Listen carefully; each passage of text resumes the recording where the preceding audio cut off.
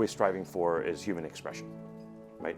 How do I express the deepest ideas that I have? How do I do it in different forms, including visual and written? And how do I challenge myself to think differently? And I think that's what generative AI is. I think there's a lot of conversation around where you use it in that process. I think it can be used on the ideation side. I think it can be used in terms of the production of whatever is in your mind. And I think it's a very versatile medium that can be distributed very broadly as well. So I think there's a lot of power to that. And I think at the end of the day, as with any new medium, comes a lot of questions. Can I ask a question? I wouldn't have described it myself as a medium, but a tool, right? And is there a distinction in your mind between medium and tool? Because otherwise, I'd like you to unpack what medium means from your perspective. Yeah, no, I think it's a fair question. And it is obviously the primary output is digital, right? And so in that context, it's a medium. But I think I think of art and creativity as a very iterative process, right? You create something by drawing something or by painting something or taking a photograph of something, and then iterating on it, right? On the content that was generated. And I think, to your point, it is both a tool and a medium in that sense because it is inherently iterative, and the ability to sort of create, see, edit, and interact, I think, is the power of what it brings to the creative process. I think it's both a tool and a medium. From a creative perspective, of course, it's a medium. So I don't know why. I mean, I can't think of anything that is a better example of taking an idea out of your mind and putting it out in the world than writing a prompt. What questions is GAI, from your perspective at this point, not the answer to? Time and cost. I mean, I have a very limited budget, and I don't have time for my current creatives. I can't hire anybody new right now. I mean, like I said, we're really big into conserving cash. Our category is, we're the only ones growing. We have to carry it. So cash and time. I am looking forward to the time where the creatives who know how to use this tool, the best creatives, always when you introduce something, they're going to crawl over it. They're going to learn how to do it. They're going to figure out how to stretch it, and they know exactly how to use the prompts to the best ability. And I think the people who know how to use it are going to be the most valuable.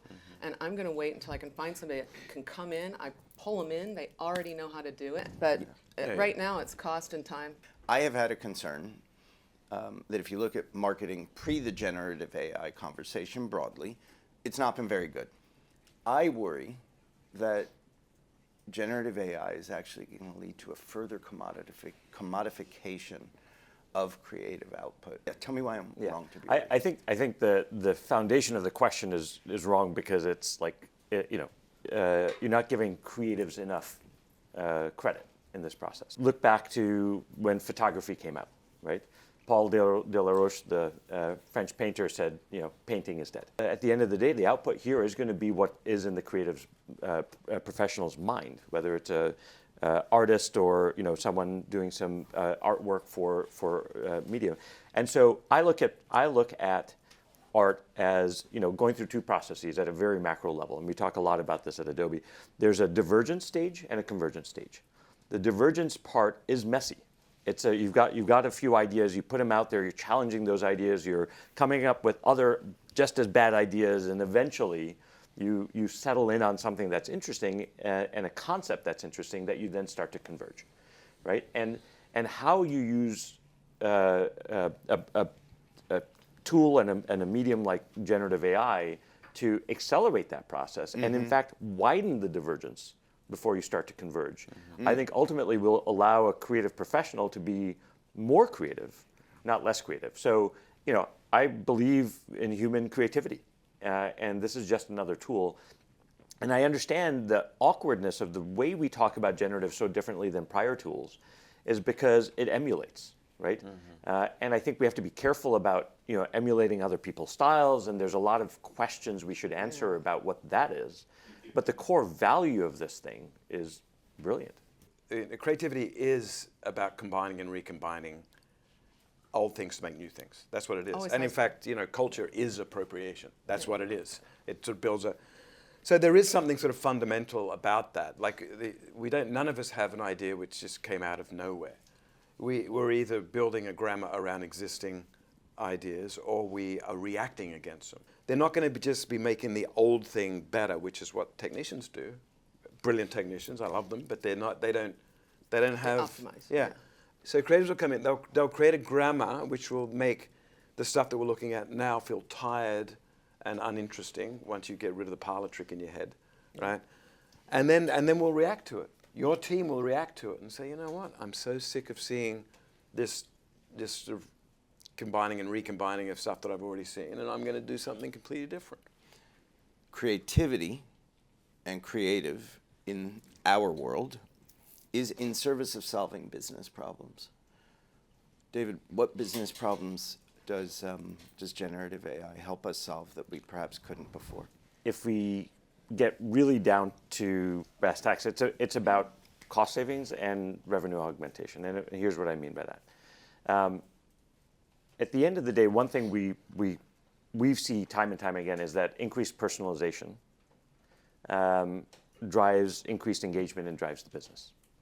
And the path we're all on is going from, just putting out, if you go back 10, 15 years ago, it was like you put out a website, right? Or you put out a social post. Now increasingly, what's that? So we're still doing that. Still doing that, yes. Sorry, but you put out one, Yeah. right?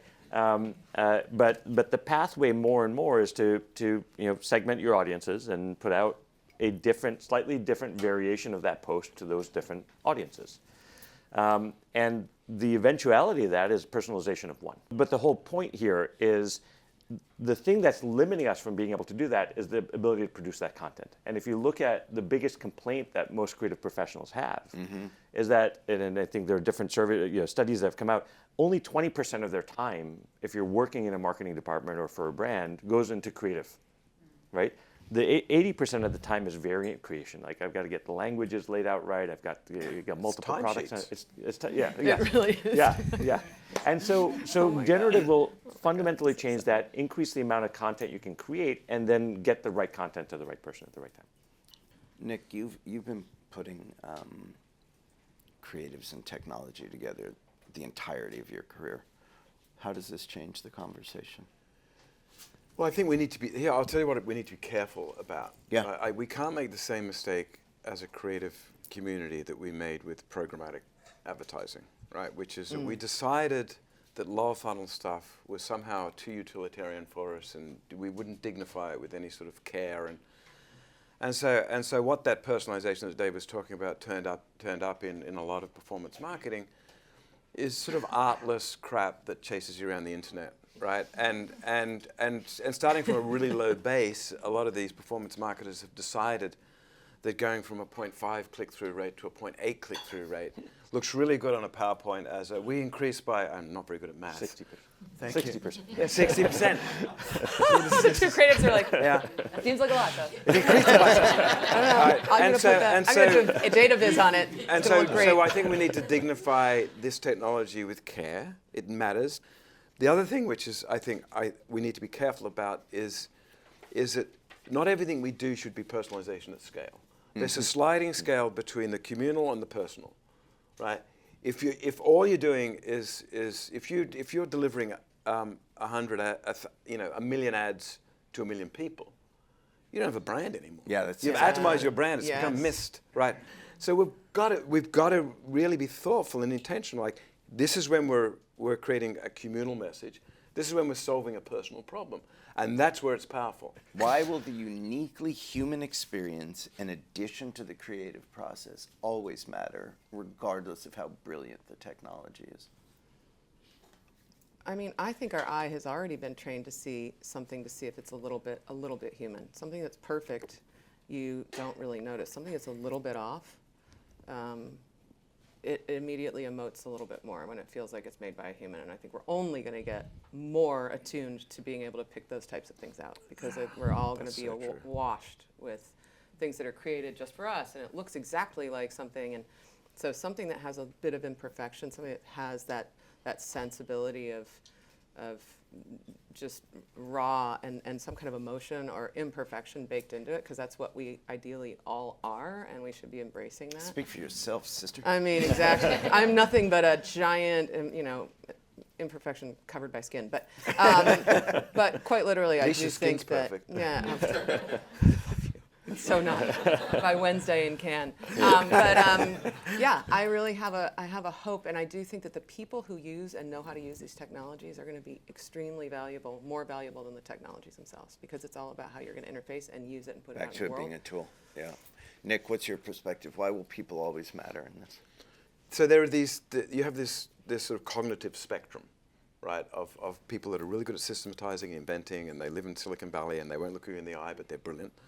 And then you've got empathizers, which a lot of people here that cry at as soon as they see a pigeon with a broken leg, Oh my God, that's me. That Yeah, literally right. No, is but me. that's why you're And then I will watch it get rescued because you've and got put a back on theory the of internet. mind. You can imagine what other people are thinking, right? Which is a really important skill.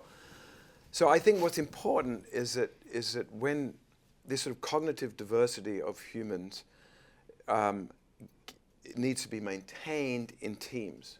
So right now, my concerns with a lot of stuff that's going on in generative AI is that you have just the systematizers, right? They're actually the only two things that our brains have that makes us human, that separates us from other animals, is that we can systematize things, that if this and that, we can create things that didn't exist before, and we can imagine what other people are thinking, right? And you're really bored. You should probably go and have a cigarette outside. And so that is a sort of magical, sort of human thing. And what's most magical is when you bring them together. I think art and creativity at the end of the day is about getting you as fast as you can to that human expression, whatever that is. And at the end of the day, generative AI is never going to replace human eye intelligence.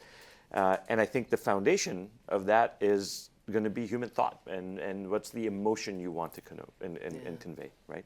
And so I think this is going to allow more people to go through that process of divergence before they converge on what that point of is. And by the way, it's going to be for creative professionals, but it's also going to be like the democratization of writing for a lot of other people that want to express something that they wouldn't have been able to express otherwise.